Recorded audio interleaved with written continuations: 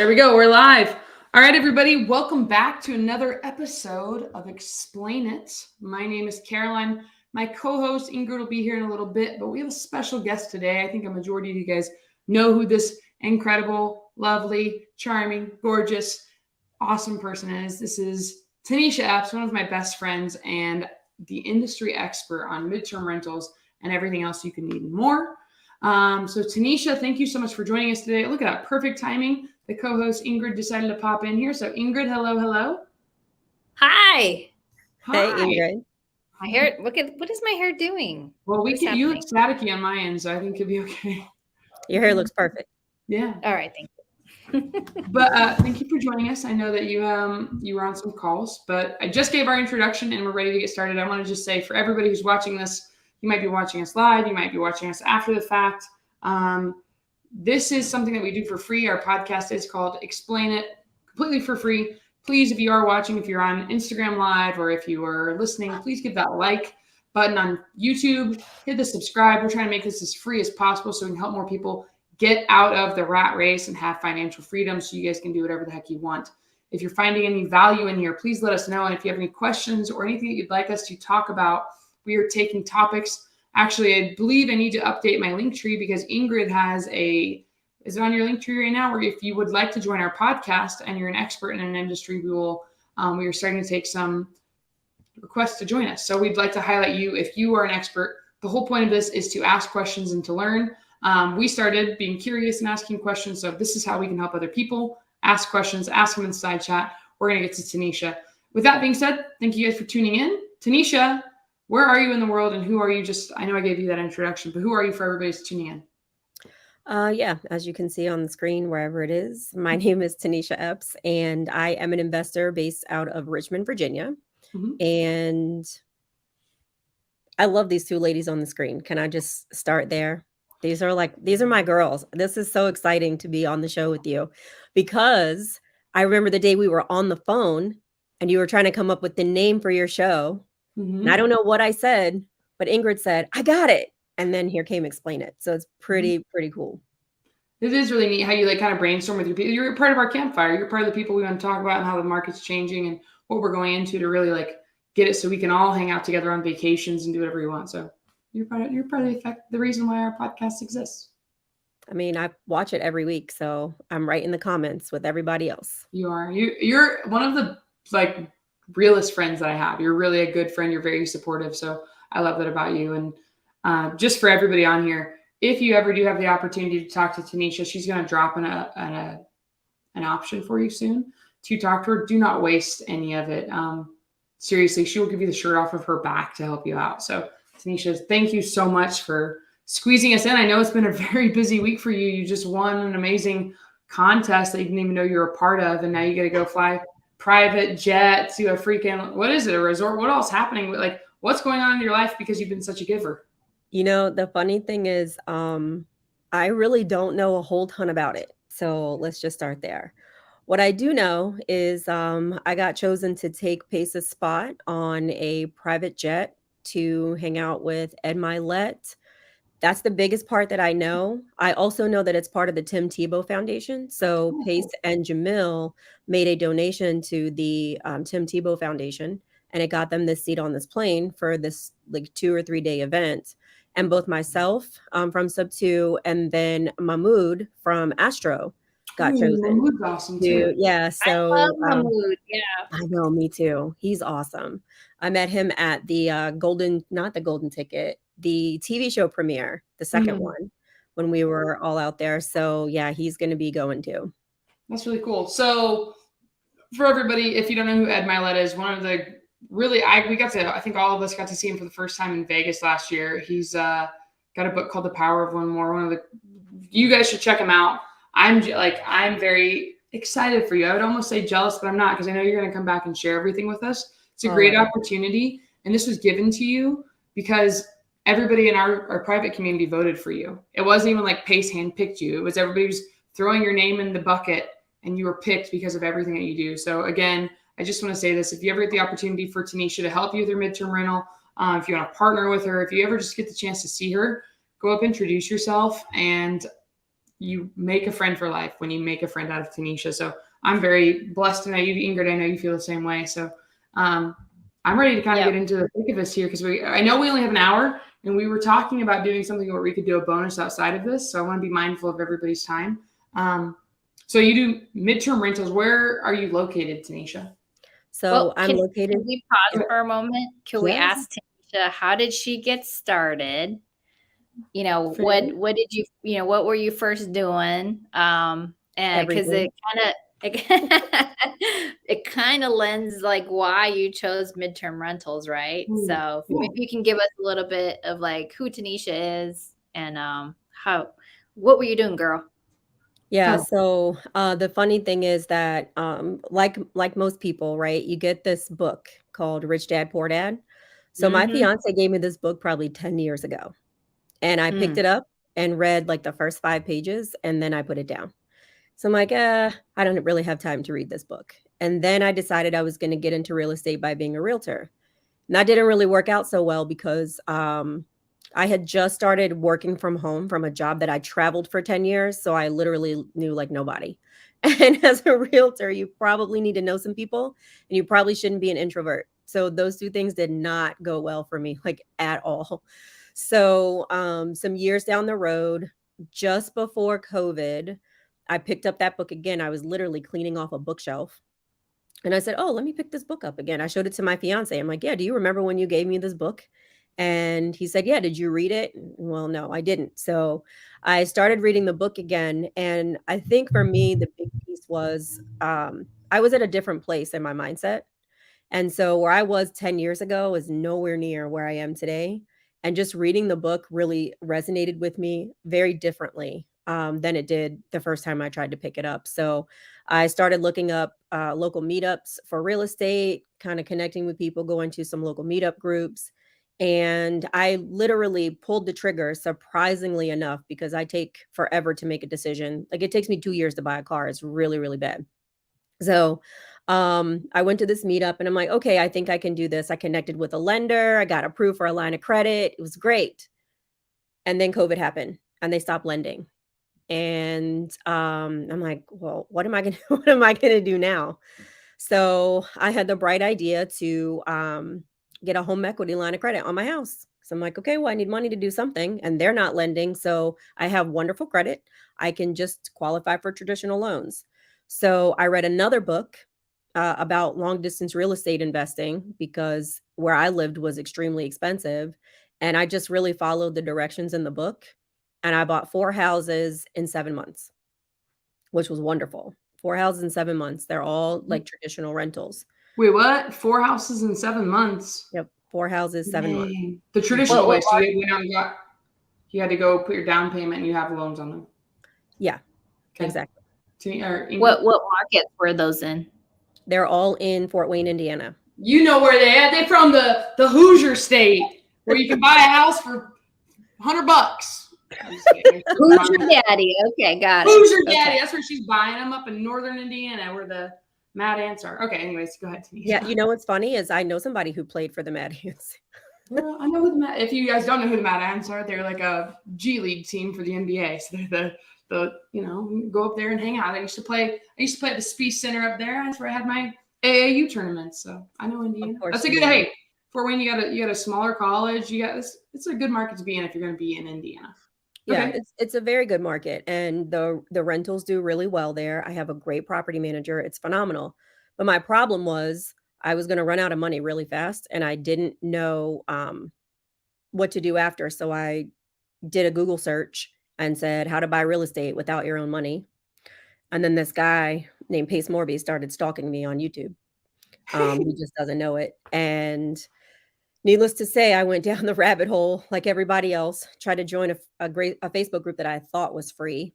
But it was really the private Facebook group that I tried to join. And I got a call from someone that said, hey, did you know you were trying to join this group that is a private Facebook group? I am not a social media person. Well, maybe not as badly as I used to be not. But I had no idea what a private Facebook group meant. And so I ended up joining sub 2 the same day. So I'm forever grateful to Clemente, who signed me up, like forever grateful for him, because that one decision to join a mentorship, which I thought I would never do, literally led me down the path of, meeting you all where I am today. It's like, there's no way, like I would have never met the two of you. I used to come to Arizona all the time for work, but how would I come across Ingryd and Caroline? Like that never, ever would have happened. Never crossed paths. Never. Yeah.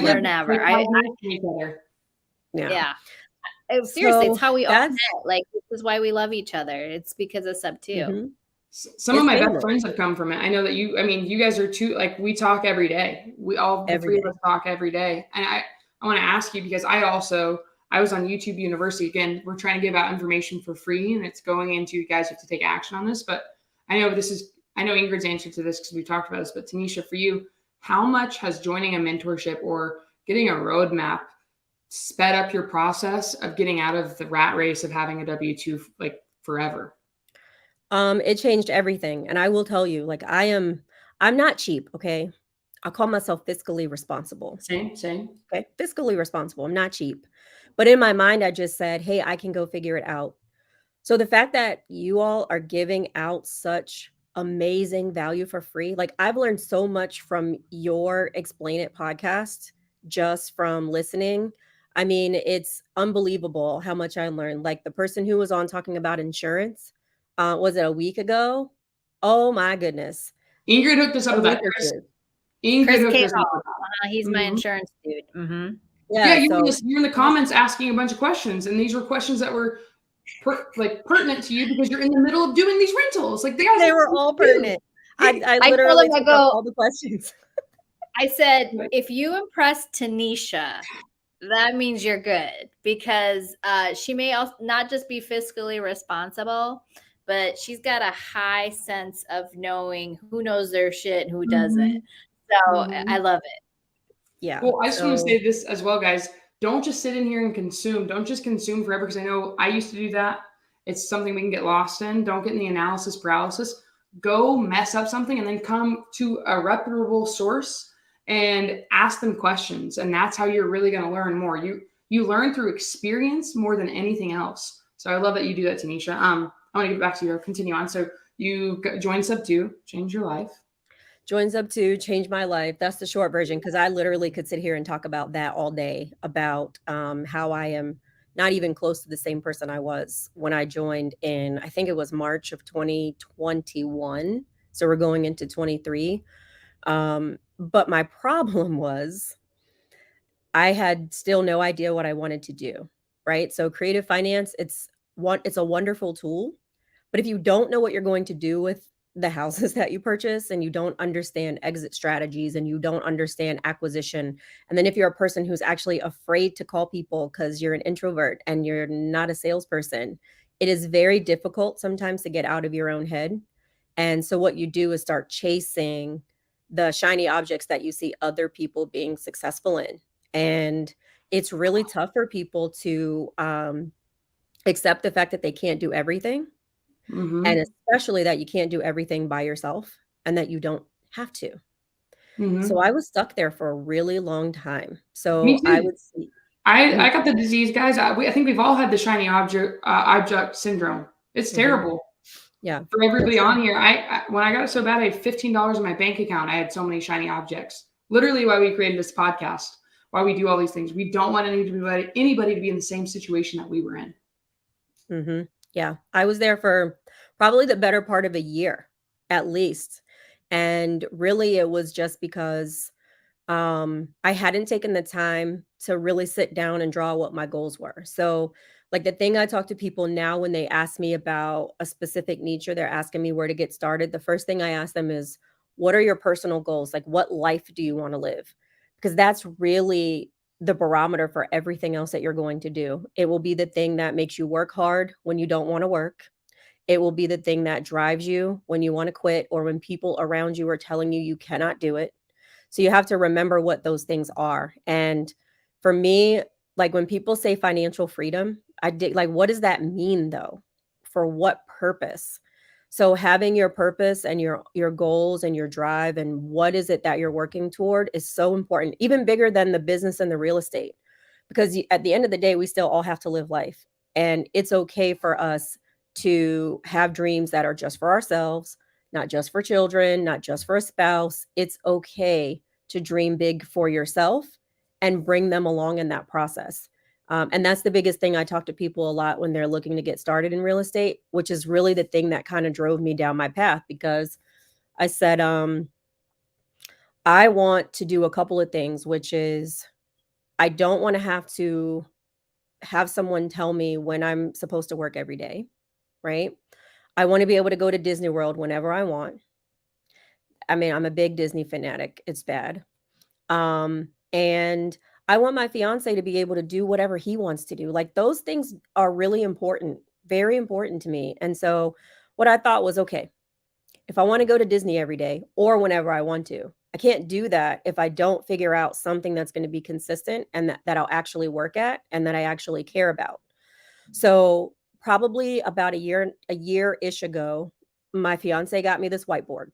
He's super awesome, like very, very, very supportive. And he's not always necessarily doing the business with me, but what he will do is he'll hear certain things that I'm saying, and then he'll bring me something so I can go focus on it or go work on it. So we had this whiteboard. He's asking me to throw out all these ideas about, who I am and what I want to do. And he's writing and I'm just talking. The first thing at the top of the board was corporate rentals. And that's pretty much what I had at the top. And the reason I chose that is because I used to be a traveler. I worked for an insurance company for almost 20 years. And I was a claims adjuster. I'm still licensed in almost every state across the country. And I worked on the catastrophe team. So I would be the person who would go out when people had disasters and meet with them with their cars and kind of talk to them about what happened with their homes, the situation, their families. I mean, it was some of the worst things that I had seen from just being in front of people. It was really, really tough. But what you learn really quickly is how empathetic you are and how much you care about people very fast. The flip side of that was I had to stay in corporate housing. So I lived in hotels and I lived in corporate apartments. And the apartments were okay, but they still didn't have that, like, I feel like I'm at home. It was, I know I'm here for work, and it's just okay. The furniture was kind of, it was okay. But what I thought to myself was, because I tracked back down what my company was doing, I'm like, why can't I do this? And so I tried to wholesale, like cash wholesale, for a long time. It just wasn't clicking to me because I'm a really analytical person with numbers. And I'm like, why the heck would anybody ever sell their house on a discount? Like, why would they do that? I just can't do it. And I really felt like I was cheating people. I did, until I really understood the service that we were providing. And it took me a while to get out of that. Like, I totally understand the value in wholesale now. Totally understand, because you are providing a service. And the more that I went down the rabbit hole of everything that provided a service, it just helped me come back to the place where I had always been able to provide the most service in my career. And that's really how I got to midterm rentals. Wow. I mean, what a great journey from start to finish. Like, wholesaling can be tough, especially when you're doing the direct outreach to those homeowners that have like a distressed house or in a really tough situation. So you had a background in insurance. It made it a little bit easier. And then now, are you finding properties and locking them up yourself as a midterm? I guess, actually, let me stop. Ingrid, do you have a question for her? Why do my glasses always look crooked? I'm sorry. I was thinking that same thing about mine. I'm like trying not to stare, but are just not like, I just need to wear my contacts. Sorry. I think I have ADD. No, anyway. I love this, because here's what happens to mine. Mine go like this, and then I end up looking like a teacher. And then Will's always like, your glasses are not all the way on your face, right?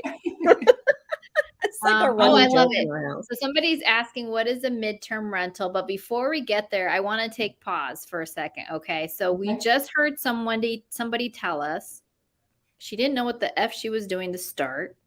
Mm-hmm. She had shiny object syndrome. Does this sound familiar? I recall when me and Tanisha would have conversations, I felt like an anxiety because I didn't know what I was going to focus on.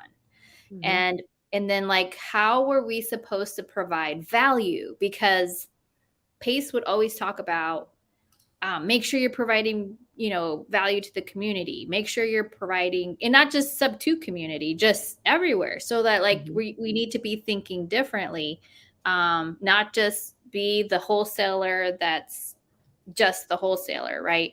And so like finding the bunnies, and so I felt this great pressure of figuring out what I'm supposed to do for my life for like this real estate experience. And I recall having some exchanges with Tanisha, like trying to figure out like, what are we going to do? Like, I don't know what I'm going to do. What are you going to do? And like, not really, it took a while. And all to say is give yourself some grace. Like it took me a really long time. And I'm actually working with Marlon Johnson, who's a performance coach. Highly recommend him.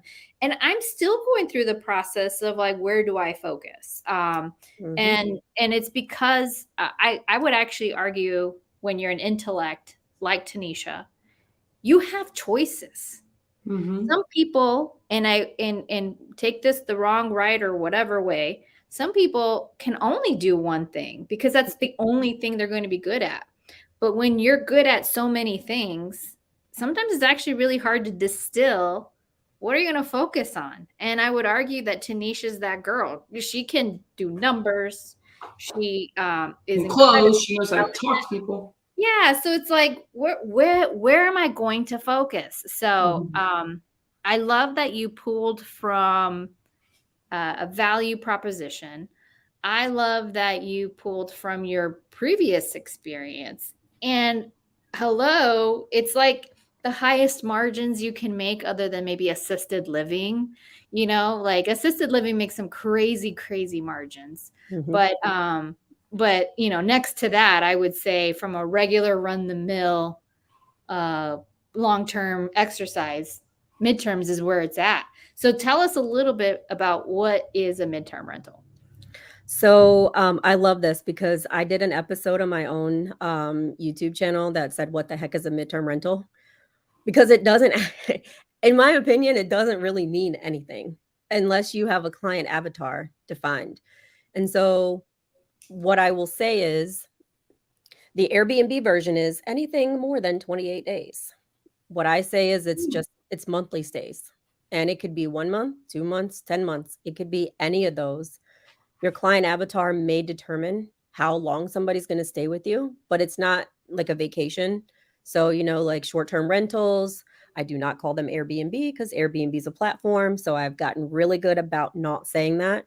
So it's not a short-term rental. It's not designed to be a vacation. It is literally intended to be a midterm. So in the middle of short and long, where it's 30 plus days. And again, unless you're Airbnb and you say 28 days or more, which is totally fine. So that is what a midterm rental itself is defined as. But the bigger part of that is who is staying with you. Because again, I get messages from people all the time and they say, I'm looking to get into some midterm rentals. And I say, what the heck does that mean?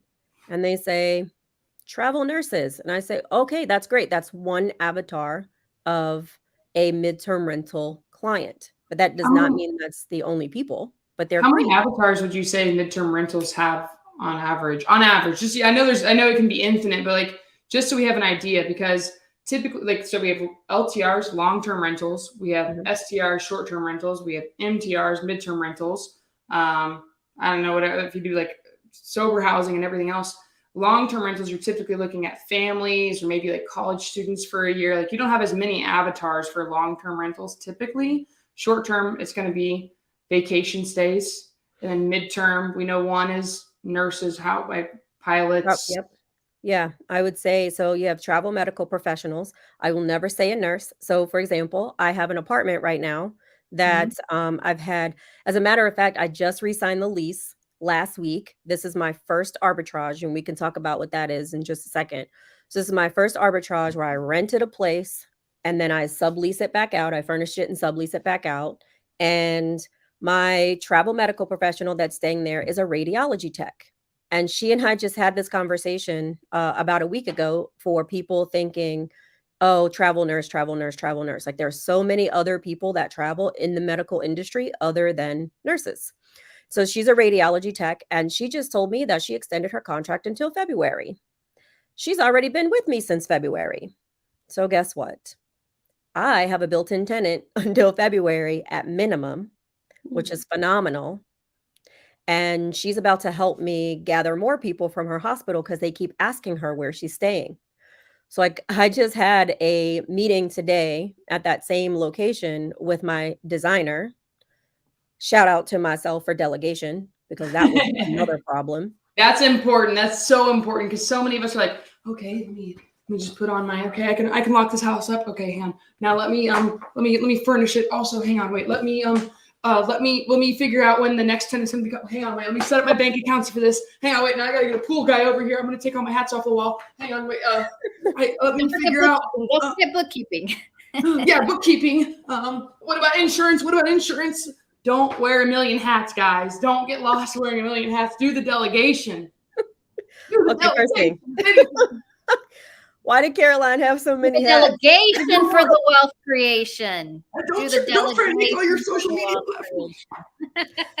Oh, Caroline, why you have so many hats? Oh man, I'm sorry. I'm getting distracted because this is how we talk to each other like all the time. So if you see me in tears at the moment, like it's every day talking to these two ladies. It's like Comedy Central, but business at the same time. Oh man, I think I have like 15 hats and visors and 15 hats. Leslie's gonna be eating your hats here pretty soon. So I totally forgot what we were talking about. So yeah, delegation. Delegation. You get stuck doing the lawn care too, because you don't have enough. You got to have your sunscreen if you guys are going to do the lawn care. Okay, don't wear too many hats. Hand the hats off. She's got that many hats because she has some difficulty. I am very pale, but I don't want to get cancer. Yeah. So what we were saying is because of these relationships and good customer service, because let's be real, at the end of the day, they're not going to refer people if they didn't have a good experience with you, but they've had such a good experience with you that they're like, hey, I would love to refer more business to you. And then good on you for having a designer. I used a designer for our property and surprise. So makes a lot of sense. At your house at Surprise. Oh, that's right.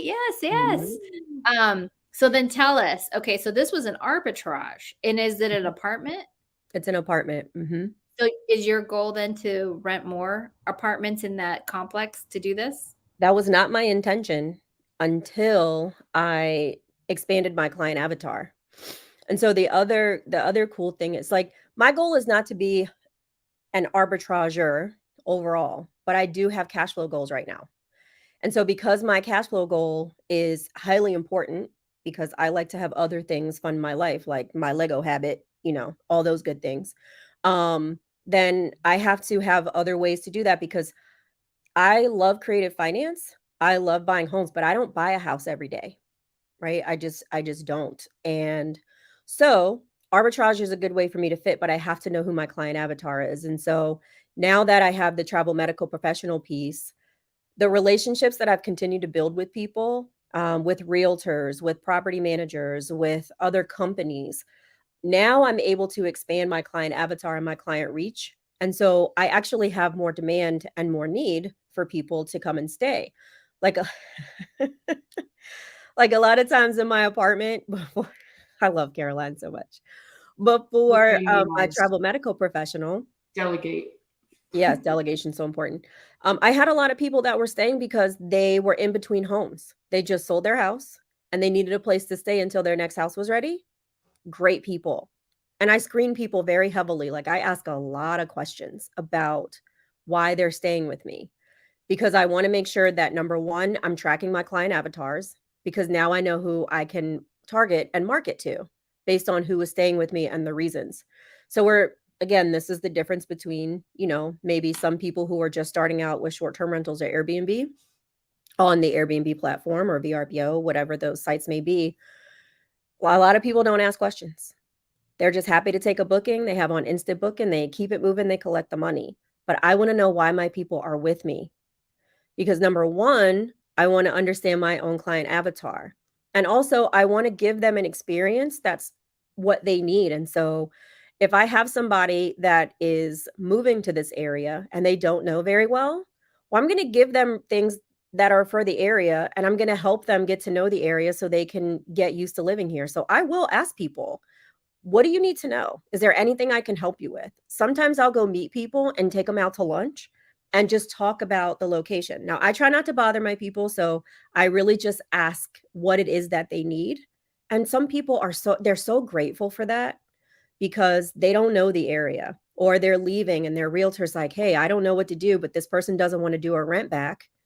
And if anybody doesn't know what rent back means, it's, I just sold you a house, but I want to stay there for a little bit of time after the house is sold. Well, not everybody wants to do a rent back. And if you're getting a house that needs to be sold now, what are you going to do? You're going to go put your stuff in storage. You may try to go to an apartment complex and they say, no, we can't do anything less than a 5, 6, 7, 9-month lease. Well, you can come to me. I'll do at least 30 days. So I'm expanding in that community specifically because I've expanded my relationships and my client avatars. Like you just threw that in the side chat as well. Ingryd, just if you guys are listening, it's also called a post-close seller possession equals a rent back for everyone. Yeah, we have a contract here in the state of Arizona that we can leverage so that some things are super clear. It's shorter than a typical lease paperwork, but it covers like the major pieces of like will they actually get charged rent? Because in the frenzy that happened this last couple of years, sellers were asking for post possession and they negotiated no rent for like 2 or 3 months while they transitioned to their new home. So yeah, very, very risky, but it got the deal done for some of our clients who are buying. But that's wonderful. So the reason I wrote this is business owner talk, and if anybody's ever read The E-Myth by Michael Gerber, E-Myth standing for the entrepreneur myth, by the way, is that in order for you to have that good, if you really focus on the customer, which is what Tanisha is doing, it's all about their experience. So the only way that you can have a repeatable process or repeatable experience is to understand who you're serving and what did they actually care about. So a good portion of the book is about franchising. You cannot franchise or have an effective franchise like your McDonald's of the world, your Wendy's, your Starbucks. Starbucks is a franchise, isn't it? But anyway, unless you have SOPs. What does SOP stand for? Standard operating procedures. So so I feel like what Tanisha's doing is setting up what could potentially be a franchise, because she's always going to be looking at a checklist of things that she'll review, make sure each of her MTRs have, so that the people she's serving have a repeatable, good experience. Is that correct, Tanisha? That's absolutely correct. And that's what I talked to my designer about today. Like, we're just talking about working on your business and not necessarily being the person working in your business, which is okay, because that's where most of us start. We start working in our business until we figure out that we don't have to do everything. You create your processes and you find somebody else that can repeat them for you. And once you do that, now you have more time to work on your business. So I spend a lot of time working on relationships.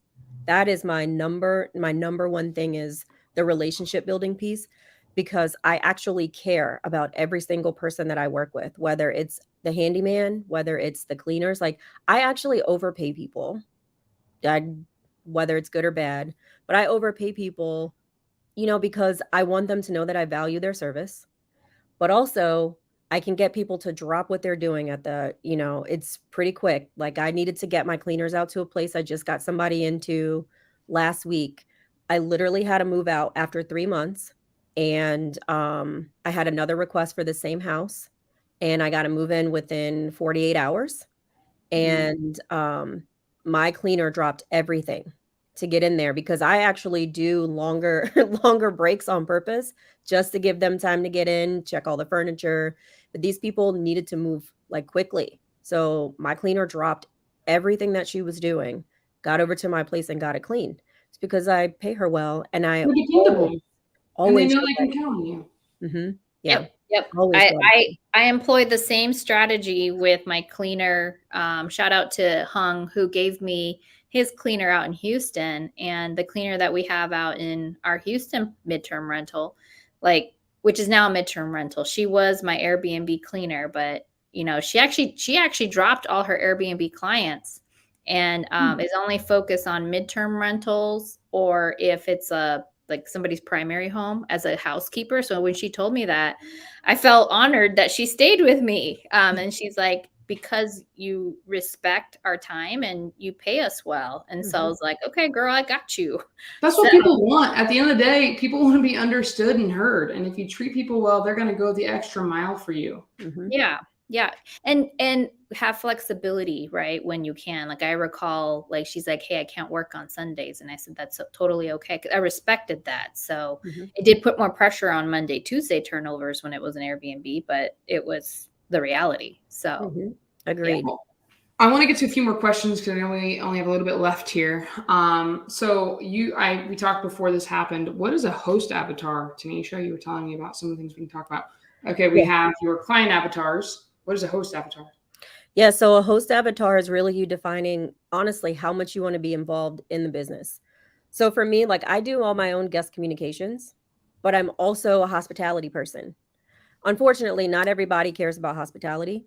They just don't. Not everybody is designed to create experiences for people. It takes a lot to be a person who really, really cares. And that's okay. If you're not the person who's like, I really care about my clients and I want to provide them an experience, that's great. But you really need to define who you're going to be in your business and set your values. And if those things are not extremely important to you, the type of host you may be is the host that brings on a co-host. So let somebody else host your property, but you still have the property, it's yours, but they're really doing a lot of the management and the guest communications. You may be a person, and I use the term host loosely because you could be a person who's like, look, I have a property. I'm okay to manage it, but I literally don't know what to do to get this place booked. Will you help me? And so you may be one of those hosts that just need somebody to help you with marketing. You may be a host that's like, again, I'm using host loosely. I don't want to touch this at all. I just want you to do it all and just please make sure I get paid and just like leave me alone. Great. I have a lot of people now, though, that are very, very interested in midterm rentals for the concept, but they don't actually want to be involved other than being private money lenders on midterm rentals. So you really have to define like who you're going to be in the industry. And then on top of that, who do you resonate with as your clients? So like for me, I resonate a lot with travelers in the beginning anyway, because I was a corporate traveler. So that's the first thing. So travel medical professionals, like it's really easy for me to relate to their experience because I was them. I just wasn't in the medical field. But the importance of having a place where you can have blackout curtains, where you can close out the light from outside because you're working these crazy long hours. And a lot of travel med people end up working like later shifts depending on the job that they have. So they're working the shifts nobody wants to work.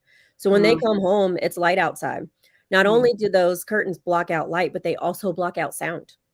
Oh, wow. Right. Didn't know that. So it's really important to understand who your client avatar is. I resonate with those people. And again, I was in the insurance industry for almost 20 years. And so when people have displacements from their home, if you are moving because you got a corporate relocation, I've done a corporate relocation 3 times. And so again, I know what it feels like not to have all your stuff, waiting for your car, being put in an apartment, waiting for your stuff. And you get there 2 weeks before your stuff ever gets there. And you're in this crappy place that's really terrible, but your company's paying for it. So you don't care but so much because the money's not coming out of your pocket. Right. So I can relate to those people because I was one of those people. And so you really have to define who you relate to the most, because the more you relate to them, study who they are. Like there's videos all over YouTube. Let's say you want to do travel med, because that's what a lot of people talk about. If you want to do travel med, spend some time on YouTube, research travel medical professionals. There's so many people that have channels that talk about their experiences as travelers. They talk about how they get paid. They talk about their locations. Study them so you can provide them what they want and what they need. Okay, great. Okay, so find our niche, focus on it, go all in. Again, guys, I'm a big visual person. You saw me just wear a million hats. One of my best mentors I've ever learned from. If you have a very large focus, you can't cover it all. If you narrow the focus, you can expand the reach and you're covering the entire area.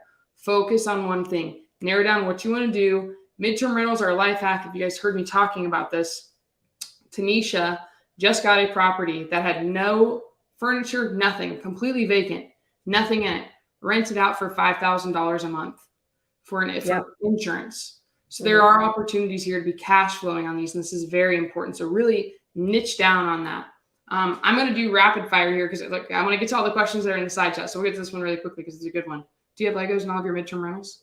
Okay, so hello, Oscar. I love you dearly, and I have not talked to you in enough time. So I do not have Lego sets in my MTR. However, Lego just they're building a $1 billion facility in the city where I live. And so I'm working my way to Lego Corporate to figure out how I can be a corporate housing provider for them. Ooh, so nice. If I can get that contract, then there will be a Lego set in every single property. That'll be sick. I actually got my first Lego set for Valentine's Day this year. Very fun, very engaging, but I did not realize how much work went into building Legos. That's that's a good little time killer. Just wait till you get creator expert. Ask Kirk, he'll tell you in the chat. I'm just trying to build. I haven't even finished. I'm trying to build a Batman head. I haven't gotten that far. Stop putting these questions up here. I have questions to ask before we get here. We're gonna rapid fire through my questions and we're gonna get through everybody else's. Okay, here we go. We got through we already talked about the difference between short-term and midterm rentals. What is arbitrage versus ownership? Okay. Arbitrage is where you go and rent somebody else's property and then you sublease it out. Okay. Now, that's like the short version, simple. Please don't, if you're going to arbitrage, don't be one of those people that doesn't tell the person what you're doing. Like, don't be that guy or girl. You mean tell the original owner, whatever. The person who has the yes, because there are so many people that don't tell people what they are doing, and it's just not worth it. Be upfront and be honest. Tell them what you're doing, and if they say no, move on to the next one. The conversation is not that difficult. A lot of people struggle with the conversation to talk to a homeowner, whether it's a landlord or an apartment complex or whomever. But the big thing is the more you believe in what you're saying and who you're serving, the easier it is for you to convince, and I don't say convince because you're really doing them a service, you can get them to agree. I have one right now that I rent out. The rate is $2,200 a month. And I have a 2-year lease on this house. The owners loved what I was doing as a business. Love, love, love it. They don't really hear from me like at all. If I have a big appliance problem or something, I let them know so they can take care of it.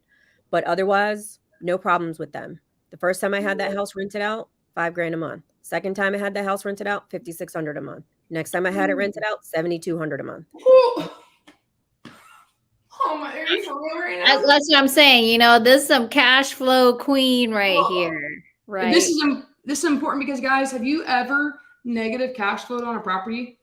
The worst thing you can do is be in a property that you don't want to be a part of, where you're like, oh my gosh, I'm just sitting here paying for this. I could be enjoying my life with my family, but I'm stressed out about this property that's losing me money every month. Oh, I did that, by the way. You did? Yeah. So the thing is, like, here's the thing. And I know there's a whole lot of stuff going around that's like midterm rentals. Get a midterm rental when it doesn't cash flow, turn it into a midterm rental. Yeah. Okay. I am not of that school. Let me just say. Okay. Because you cannot always guarantee that you're going to have somebody. And so you may have vacancy. One of my properties was vacant for 2 months.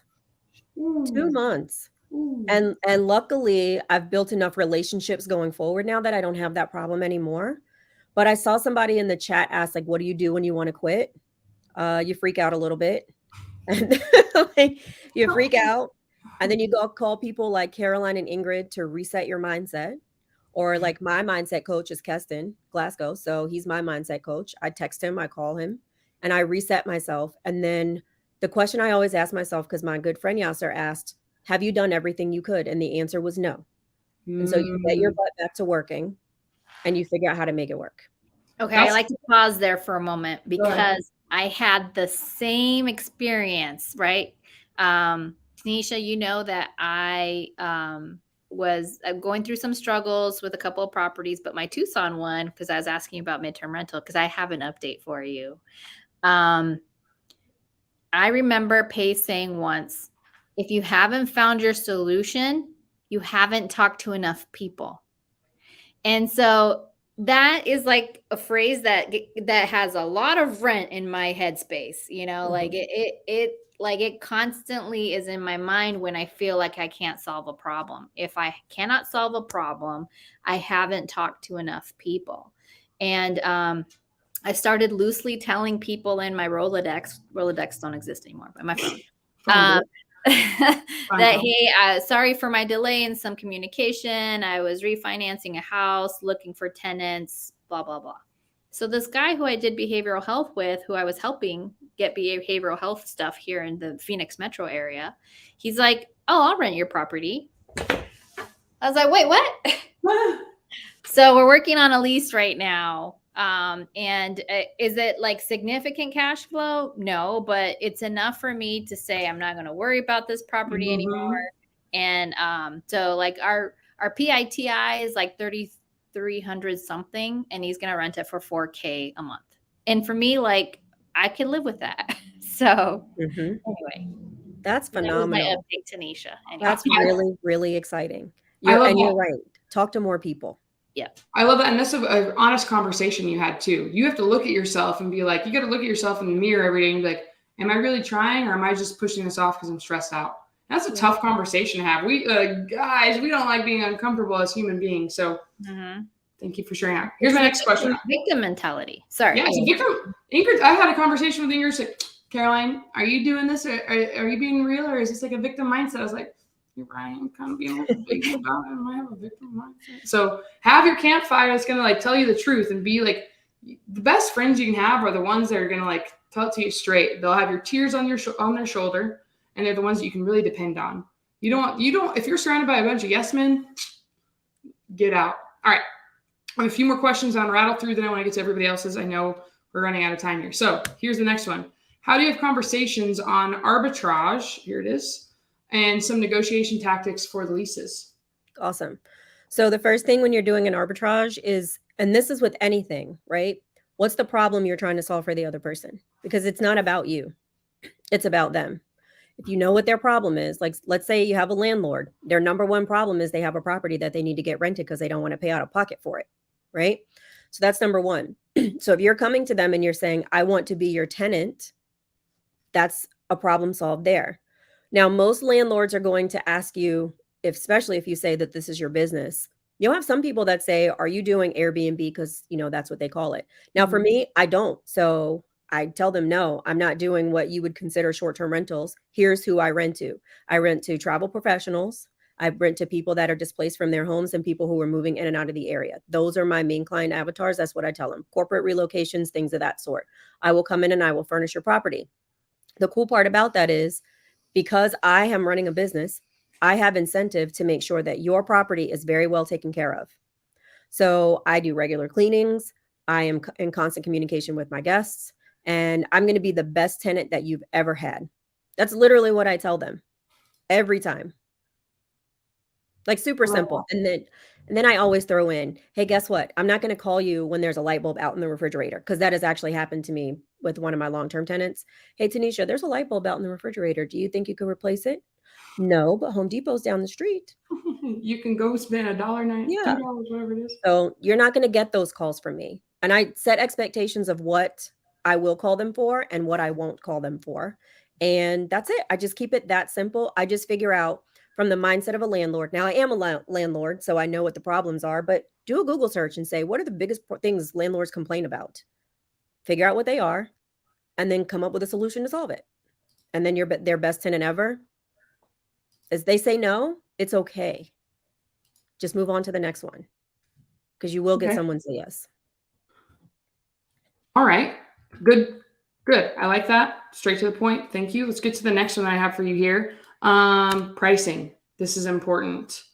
What should we know about pricing midterm rentals? We talked about it. I'm going to kind of like, how do we even know how we can figure out pricing? Is this kind of where we should go on this, or what do we know about pricing with midterm rentals?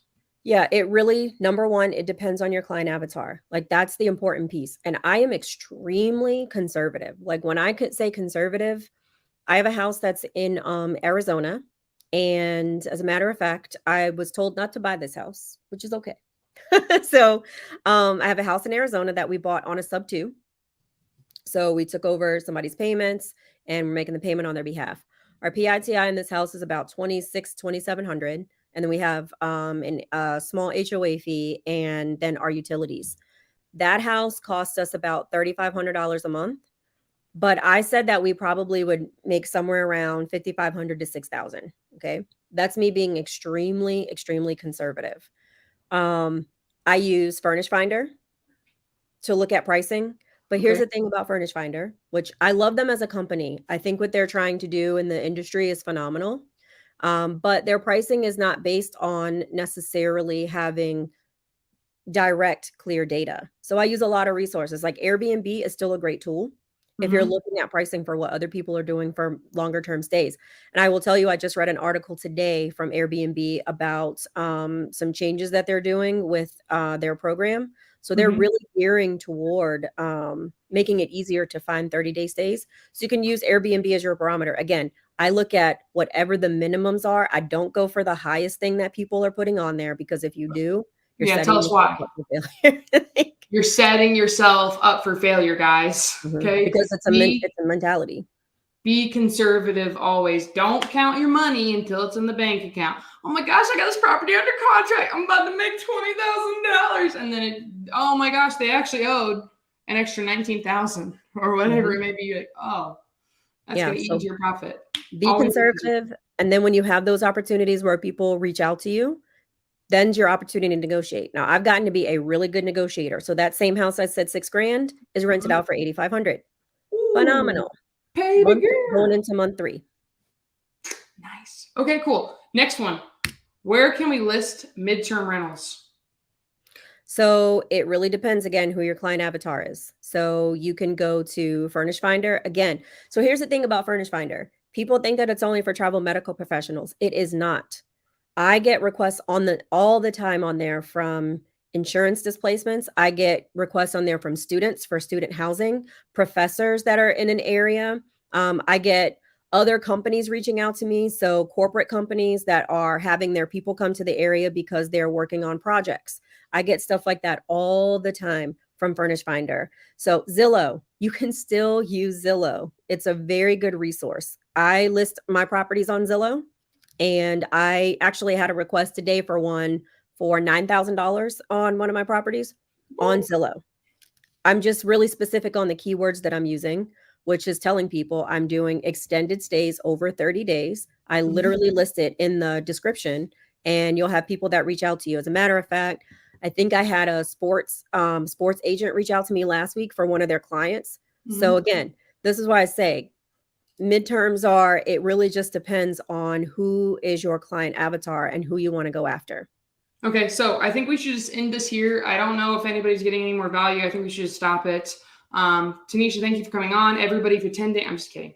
Guys, if you're getting some value, please make sure that you're hitting the like button. This is going to help us with that algorithm. We want more people to see this. If you got any value, I'm sure somebody else can. Please hit the subscribe. If you're on mine, Ingryd, or Tanisha's, I'm going to give you Tanisha's information. We are going to take more questions. I'm just taking the time right now. I want you guys to check out Tanisha's Instagram. If you are not following her on Instagram, I will put this in the side chat for everybody. It is the Tanisha Epps. There's her link tree. This is how you can work with her. I know you guys are going to want to contact her. This is Tanisha's. I'm going to throw it again in the side chat so you guys can all find it. This is the best way to get a hold of Tanisha quickly. I think on your link tree, actually, Tanisha, I'm going to jump ship off my questions. You can schedule. Let me share this page instead, share this tab instead. If you click on the link tree, this is how you're able to schedule a consultation. So I'm going out of order here, Tanisha, but I want to make sure, because I know some people have to cook dinner, and I know that you and Ingryd both have lives outside of here. I just live on YouTube all day, so I'm okay. But what does this look like? If we just click this, we can fill out an opportunity to talk to you? Yep, that's it. Easy schedule a consultation. Matter of fact, there's someone in the chat right now that has a consultation scheduled with me next week. I'm really looking forward to it. And I just had one with another person the other day that decided they did not want to be a traditional host for marketing. So I am going to help them with marketing. And I have people that reach out to me to schedule for mindset conversations too, a lot actually, which is pretty interesting. And I love talking about mindset. So yeah, it's a lot of fun. This is, when you find something that you love and it's fun, it's not work. Like this is it. So anyway, back to questions. All right, we'll go back to the questions. I'll give you guys a little snippet there. So I was confused by this when you told me this. What is an OTA? Other online travel agency. So Airbnb is an online travel agency. VRBO, online travel agency. Booking.com, they're online travel agencies. So when you're in the industry and you hear OTA, it's an online travel agency. Gotcha. So should we use OTAs when we're talking to people to lease their properties? What do you mean? Lease, like try to go lease from them? Verbiage around that nobody else knows. Should we use that? I definitely would not use the word OTA. I definitely would not use that. And I wouldn't have even actually mentioned that unless they ask you, are you doing Airbnb? The thing I always tell people is no, that's not my business. It's not short-term rentals, but I do list on there because it's a platform just like Zillow where people list their homes for sale. It's just for advertisement. That's all. Okay. Interesting. Do you use MLS? Sorry. Good question. Do you I don't use MLS, although I'm a licensed agent, even though you're a way better realtor than me.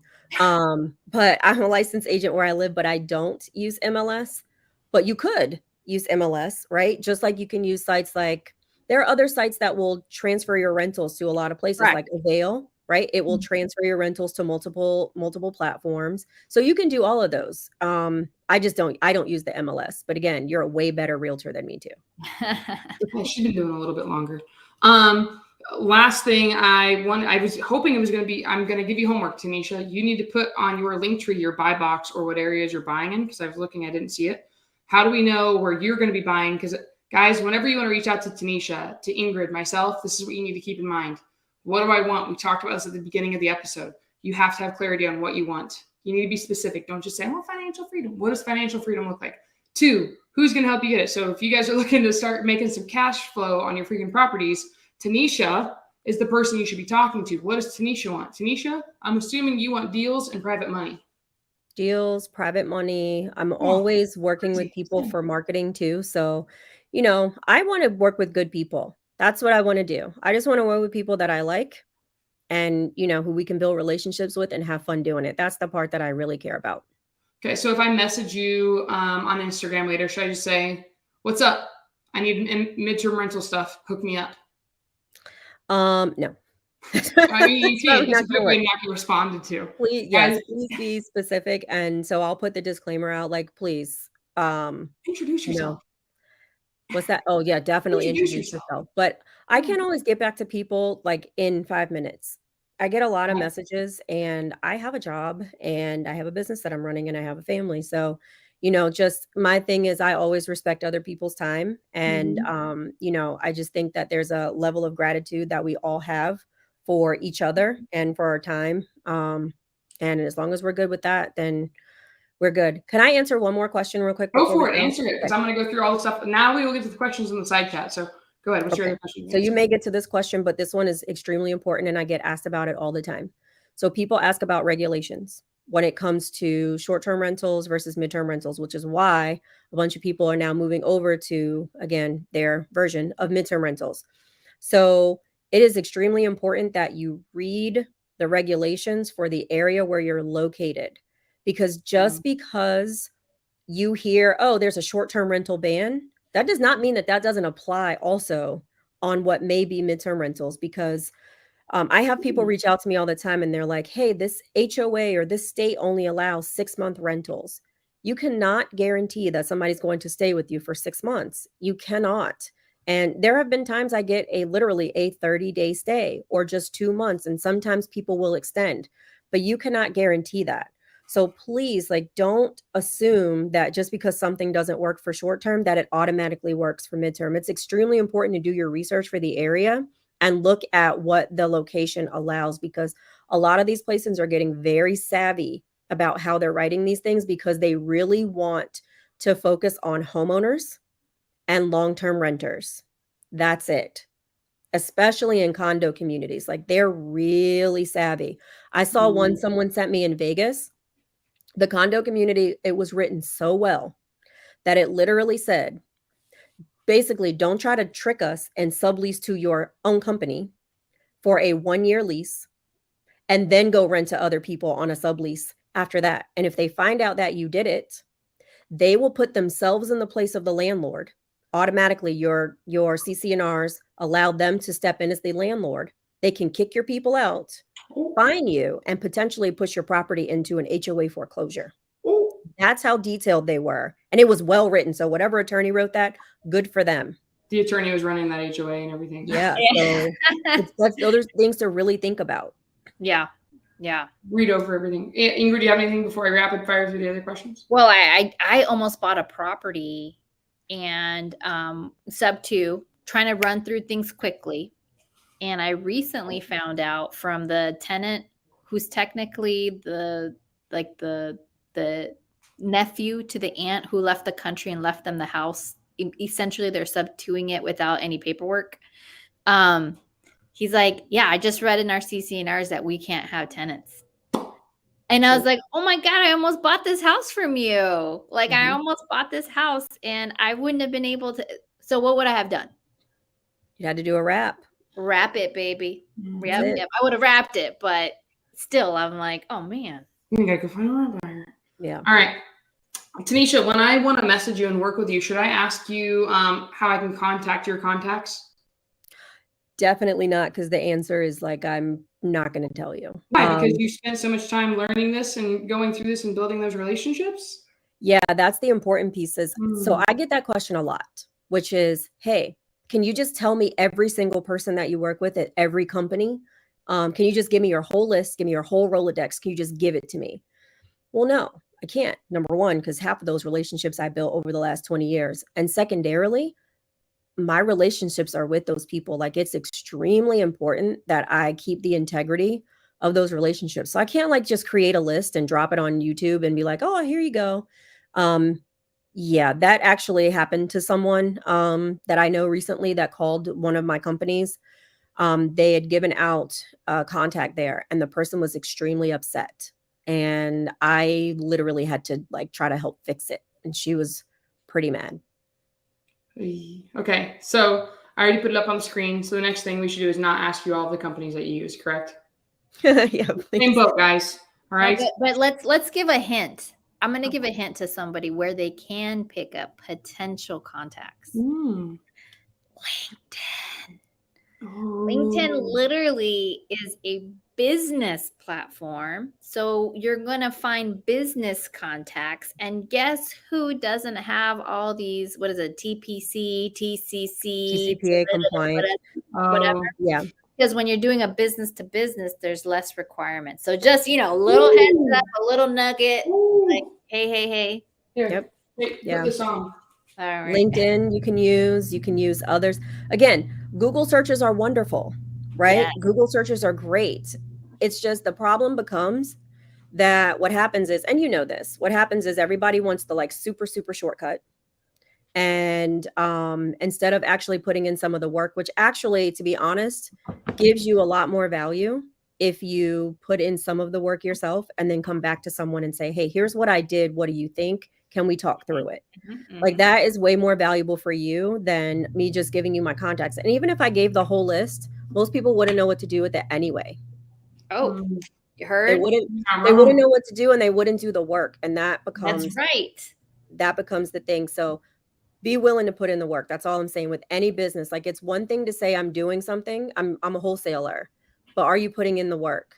I'm a realtor, but are you putting in the work? I'm a midterm rental operator, but are you putting in the work? Do you have the HUDs? Or have you actually done a deal? I just got chills because like that's at the end of the day, again, how many people have you talked to? And that's where the work comes in. Just for all the new people watching, HUDs are the receipt from the title company that you've done a deal. Just short example. All right, let's go through the questions that are in the side chat. Ra said, I'm sorry, Tanisha, I've got to ask. Is there any time in your real estate journey you felt like giving up? And if so, what kept you pushing forward? Oh, yeah, all the time. All the time. And, the thing is that it's a paradigm shift to be able to recognize when you're falling back into those, those old habits. Again, let me just tell you, my mindset coaching with Keston is like changed so much for me about my mindset, and including spending money on getting my mindset right. And so just those days where you want to quit, this is why it goes back to setting what you want in your personal life and what your dreams are and what your goals are, because those are the things that keep you moving. So again, on my wall, which is downstairs, I literally have Mickey and Minnie holding hands and it says, live your dreams. I have negativity kills creativity. Like I have all these things around me. I got that one from Keston. All these sayings around me that when I'm having those moments, I just go back and look at them. Or you know what I do? I pick up the phone and I call people like Ingryd, and I call Caroline, or I send Pace text messages all the time to show him high levels of gratitude just because I'm grateful for him. Those are the things that keep me pushing forward. I'll go talk to my fiance. I'll just give him a hug and I'm like, that's all I needed. And then I'm right back at it. Mm-hmm. Love it. Guys, campfire, get your circle. Next question, even though I spelled your name wrong. What do you do to eliminate the gaps between stays, especially off season? So I don't do anything on short term. I don't. So this is why, again, your pricing is extremely important. And this is another reason that I don't do anything that doesn't cash flow as a long-term rental. Again, that's just me, because you will have some times that have vacancy. But if you price right, if you know who your client avatar is that you're going after, it will help you to have fewer vacancies. But sometimes it's just inevitable. So like, again, sometimes I have my properties priced really high, but because I built so many relationships, I can go to more people. Just like Ingryd was able to get that one book because she had a relationship that she had already fostered. Those are the things that are going to get you through those times of vacancy, because you're building those relationships where you can pick up the phone and call a realtor and say, hey, do you have anybody that needs a temporary place to stay? Find a top producing agent in your area, like talk to them. If you understand, this is why I said, understand every single person involved in a real estate transaction, understand every single person involved in a housing situation. Who are those people? Every single person can be the one that brings you exactly what you need. Every single one. I love that. Okay. This is a good question. I think we're going to push this off for our special thing at the end. Purvi said, do you have a checklist you can share to make the midterm rental ready? I know that you have your own little midterm rental Facebook community. And for everybody listening, we are talking about, well, I'm going to just say it right now. We're going to share a little bit more outside of here on Facebook at the very end of this. So we're not going to get to everything. We're going to do a little deep, extra exclusive stuff on Facebook. I'll drop the link on that for you guys here. So Tanisha, I actually need you to send me over your Facebook group so we can put it in here so everybody can see it. But we'll get to that on Tanisha's Facebook group and mine and Ingryd's, which is Explain It. So that'll be on Facebook. We'll do that after the fact for you guys. Nestor had a question. Lexington, Kentucky is building 2 new hospitals, one private and one is an extension of the university. Is this something I should consider when looking to acquire properties in my local area? So I love that people focus on hospitals, but just because there's a hospital doesn't mean they have travelers. So I will tell you, one thing that you want to look at is the number of beds, and you can just do Google searches. As a matter of fact, one of my favorite resources, and I think the name of it, please don't quote me, I'm going to look it up really quickly, is the American Hospital Directory. Love it. Let's go into that a little bit more on Facebook. Yep. Nugget we'll share on there. Okay. All right, cool. I know a lot of people want to know about cleaners. How much do you pay a cleaner? Is that different per market? It is different per market. And the resource that I use to hire cleaners is Turno. That link is in my link tree. It is a really good resource because the people will bid for your job and then you can pick one. For cleaners, please make sure that they are licensed and bonded and they have insurance. It's extremely important. Okay. I know that you also, this is another one. How much would it cost to make a 3-bedroom, 2-house ready? You have a list of all the products, or you're building that list to complete it for people to buy from Amazon. Is that correct? For all the products you need? I'm working on that. But also, and I think Oscar asked a similar question to this. The difference between short-term and midterm is that you do not have to make it super fancy. You don't. Think about who is staying with you. Why are they staying with you? As a traveler, I wanted to be comfortable. I didn't care about super flash. It doesn't mean that you don't have a theme if you want to, or some type of design element, or something that actually matches, which one of my places was totally furnished mostly on Facebook Marketplace, and it was phenomenal for pricing, and the people love it. But I also don't have a great design eye, which is why I hired a designer. But you don't have to make it super fancy. So please, like, don't feel like you have to go overboard unless you are doing luxury rentals, because that's your client avatar, because maybe you live in a place where the homes are $700,000 and $800,000 as the average home price. Maybe that's a little different. Okay. This is not a question. This is just a really nice comment. Sam said, I'm so glad all of you felt lost, overwhelmed, confused in the beginning, because I've been feeling that lately. Guys, actually on the Daily Dial this morning, Marlon and I talked about this. I know you were on there, Ingryd, or Tanisha. I put a poll up. We had a 99% vote that everybody's felt imposter syndrome. Guys, that was me too. It's scary when you're getting started. We're all in the same, but we all put our pants on 1 foot at a time. We all put our bras on 1 boob at a time. You know what I mean? That's how it works. Whatever. You know what I mean? Could be. Slide it around. So, can you do individual rooms as midterm rentals? Sure you can. No, absolutely. So you have to define the type of property that you have, and then you have to run it basically as mini apartments. So every room should have its own lock. You're going to sign a lease for every single person that's in those individual rooms, because you are running it like its own apartment complex, maybe in a house. So I don't do rent by the room on purpose, because I just don't want to deal with it. I do midterm rentals because I don't have to put in a ton of work every day. But yeah, you absolutely can do rent by the room. Okay. Can we talk about this on Facebook? Where do you find insurance for your midterm rentals? Sure. Perfect. We'll bring that up on Facebook. Let's see. How do you guys deal with HOAs, especially in nice areas? Do you like HOAs, Tanisha? I try not to touch HOAs, especially because, number one, the prices are too high. For HOA, especially where he's talking about in nice areas, those HOA fees are like $300, $400, $500 a month. That's just killing my cash flow. And all they're going to do is cut the grass for you and maybe give you a utility or so. But you really need to read the rules, because if it's in a nice area in an HOA, they're probably going to figure out how to not allow you to do short or midterm rentals. So really read the HOA guidelines. Every single time you have a property that's in an HOA, read the guidelines and see if you can find somebody, a realtor that's familiar with that area. That will save you a ton of time. I helped Pace not buy a house like last week because of that. You never want to get stuck on a deal that's awful. And we've been saying this, guys, in all of our podcasts. Underwrite as a long-term rental first. Do not get stuck with a bad deal. Yeah. Do you find clientele first and then the property, or on arbitrage? The first one I did not, but I did have an idea of who I was going after.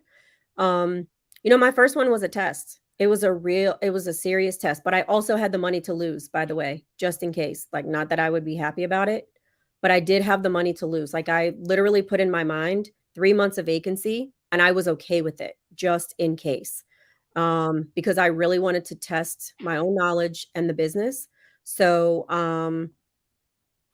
I went and got the property before I had the clientele, and the hospital I thought was going to be the big hitter. I still haven't gotten anybody from there, by the way. Like, nobody. All right.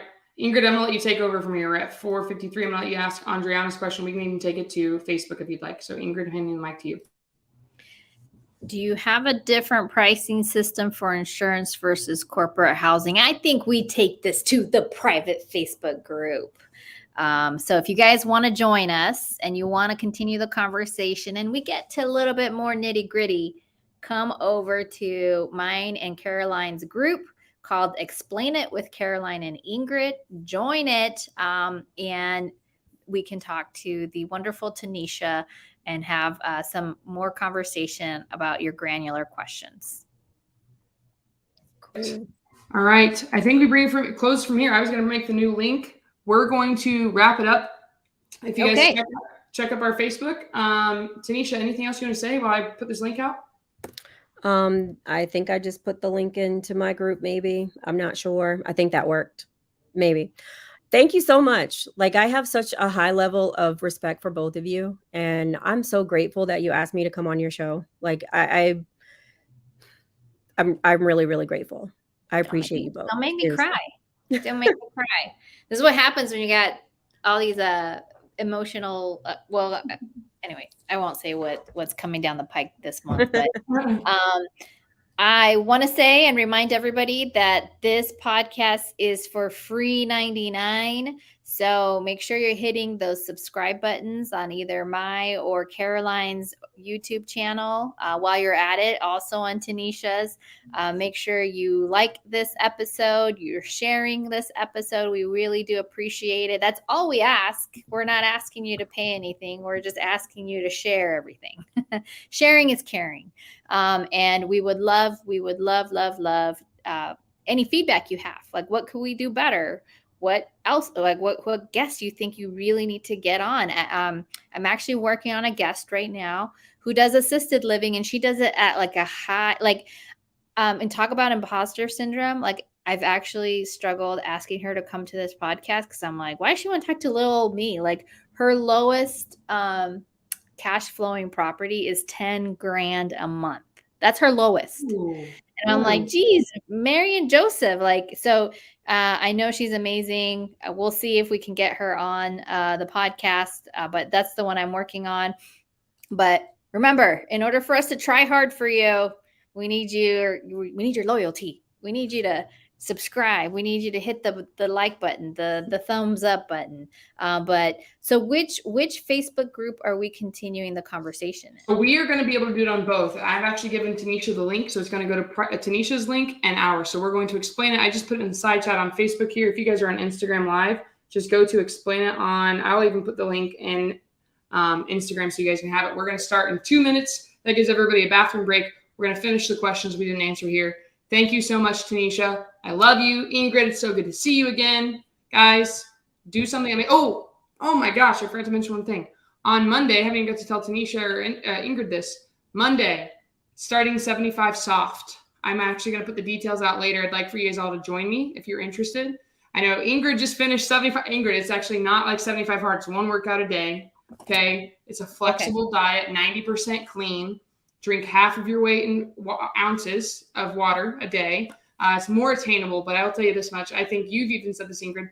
When I did 75 hard, I made the most money I've ever made in my life. I was the least depressed and least anxious I've ever been. So I say that. I'm going to put the information out. I'm going to do a Zoom on Sunday to give out the details. I'd love for you guys to join. Don't be scared. Don't be scared to join. If you actually be scared, because getting outside of your comfort zone is where you get better. You heard all of us. We've all had imposter syndrome. We've all been scared to get to figure out what our niche was. I'm telling you, if you hit these things, you're unstoppable. So share this with you guys later. Here's the link one more time for our Facebook group. We are going to go live in 1 minute now. So you have 1 minute, ladies, to go to the bathroom. We'll see you guys on Facebook. Peace.